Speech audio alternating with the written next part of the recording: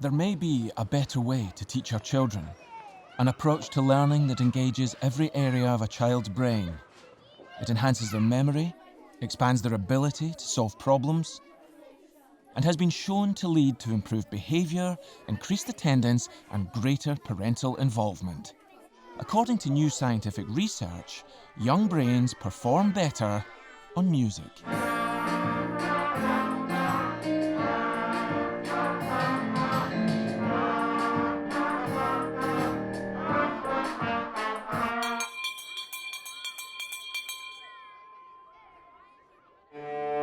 Advances in our understanding of how the brain works are revealing for the first time the positive effects a musical education can have on the development of a child's thinking processes.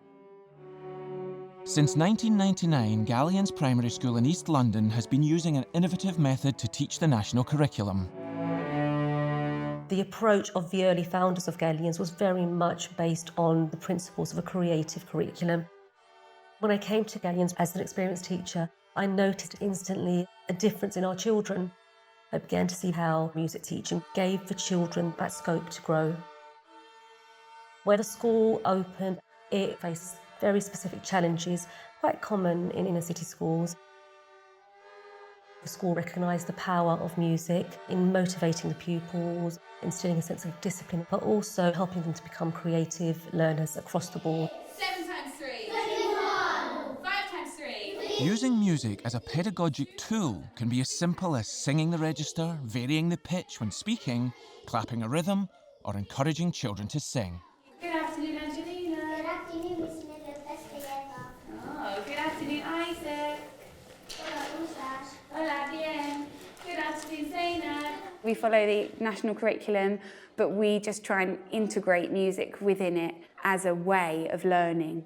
21, 24,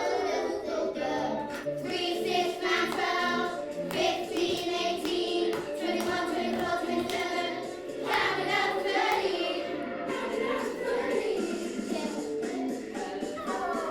We have our usual lessons, maths and then literacy, and in between I always make sure that we have one of those brain break games where we will clap a rhythm.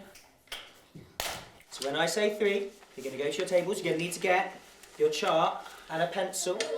I started singing instructions. Instead of asking them to pick up the scissors, please pick up the scissors, and they just would do it. Initially, at the start, it can be a little bit nerve-wracking to sort of throw yourself into it, but I mean, that's part of being a teacher, isn't it? You're just overcoming it. Oh, he's going straight to red, is he? Why is he going straight to red? Because it was a bad choice. He made a bad choice. He is in jail. Science is revealing that music is a universal feature of cognition. Studies of children with language disorders and language delays are proving that musical hearing is critical to language acquisition and ability. When I came here and I observed the sort of ethos of the school, and I felt that music had a really positive impact on the children's concentration in the class and their behaviour. I noticed that the children were calm. It seemed to really help, especially with the SEN children. They like the predictability of it. Okay, should we do that song? Daddy and We have a new girl in our class who doesn't speak any English. It's her first week at Galleons and we went to a singing lesson yesterday. It's the first time she can feel part of the lesson. Just come and show it to me. We have seen how music has enhanced our children's learning. I don't think there should be anything that stops you from embracing it because it has many benefits. At Galleons, basic music skills are first introduced during early learning.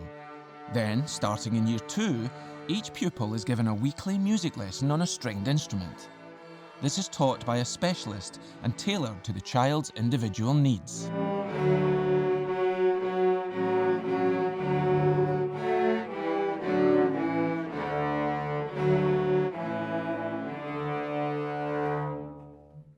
The great advantage of instrumental teaching is that we require so many disciplines in one go in order to do it. So not only have they got to be thinking theoretically about what they're about to play and physically how they're going to do it. We've got highly developed motor skills and listening skills. They have to be able to listen to take instruction, and they have to problem solve. We're also working on things like maths. Rhythm is fundamentally, it's just maths. Pick up your clays, let's play it together. And At the end of the day, they have to work as a team. The staff at Galleons have experienced firsthand the enormous benefits of using music to teach across the curriculum. But what is it about learning to play a musical instrument specifically that improves children's ability to learn? Recent neuroscientific research is revealing how different activities affect our brains. It is emerging that structured musical tuition is one of the most effective ways to stimulate the whole brain, engaging both hemispheres at the same time. This strengthens both the activity and connections between the linguistic and mathematical areas of the left and the creative and emotional areas of the right. And this helps our brains work faster and more effectively. We are then able to apply that strength and speed to other cognitive skills, such as memory and problem solving. So it appears that learning to play a musical instrument could be the equivalent of a full-body workout for the brain. The science seems to support what Galleons have been doing for nearly 2 decades, but what are the realities of implementing this method in your school today? 5 years ago, Ilminster Avenue Primary School in Bristol was in special measures. When I started here in 2012, we used to teach music, but it wasn't a culture that was deeply embedded here. Our SATs results have gone up a lot in the last few years. Music's got a lot to do with it because it's helped the children's concentration a lot. It's made the children a lot more disciplined. That's had an impact on all aspects of their learning across the board. One of the big things in my job in the last few years has been to get the teachers engaged. Even though that teachers are used to getting up in front of children every day, they're doing something they feel confident with. If it's doing something that they've never done before, I think it's that there's a little bit of fear with it. He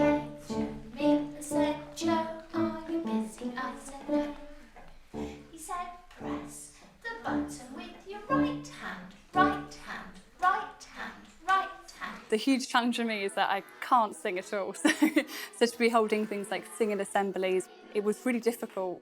And I think the children get more out of it almost because I'm not musically trained at all. They don't have to worry about, oh no, I can't sing, so I'm not going to try. When they can see me at the front, it encourages them to join in. Take me down to the railroad track. Take me down to the railroad track. Got my boots, got my hat. Are you ready? Open them. We have the most amazing teachers. There's been a definite culture shift in this school. We got funding last year for any teacher here to learn music to grade 1 on any instrument they liked. So, for example, I'm in the guitar club. One that I really struggle with massively is G.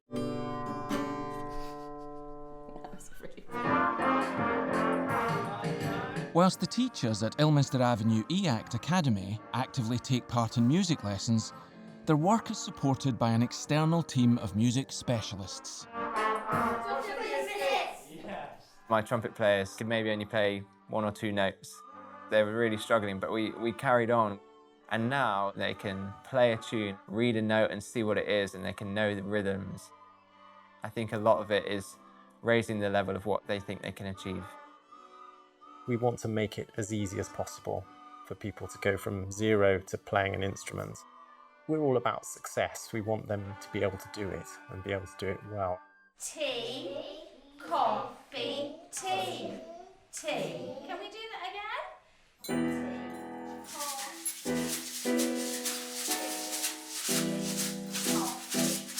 Music has been the driver that has got our parents in. When I started, we struggled to get parents to come into assemblies. We struggled to get them in for any performances. Now we have to ticket them. We don't charge for the tickets, but it's just for numbers. It's testimony that our children are begging their parents to come in. And that's what we want to see, that are confident learners in everything they do. Our children love being at school. They never used to, but they do now. Do the benefits of programmes we've seen outweigh the investment needed to provide an integrated music-centred learning environment for our children? When I started here, only 24% of our children were leaving with where they should be in writing and 36% in maths and reading. Absolutely shocking, absolutely appalling. Last year, the spelling, punctuation and grammar was up to 89%, reading was 96% and maths was 91%. In current times, we are very preoccupied with targets, and sometimes in our determination to get there, we take things in a very rote way without actually looking at that whole child and the holistic learning of that child. We have significant deprivation in this area with very high pupil premium, and yet we get outcomes like we do, and with happy children. To my mind, and to the mind of the people that came before me, it is not an add-on. And as such, it is more than value for money. I'm challenged constantly from other people. Convince me that you need to keep this in budget, that you need to keep music going. And my answer always is, if you take music out of this school, you will rip its heart out. Neuroscience is proving that there is a direct link between learning to play a musical instrument and enhanced focus and linguistic development. This supports the testimonials of pioneering schools throughout the UK. There are simple steps you can take for free to transform your children's learning abilities.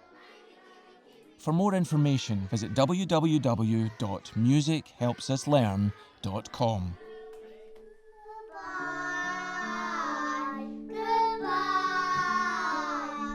Music is like a universal language. Anyone can do it if they put their mind to it.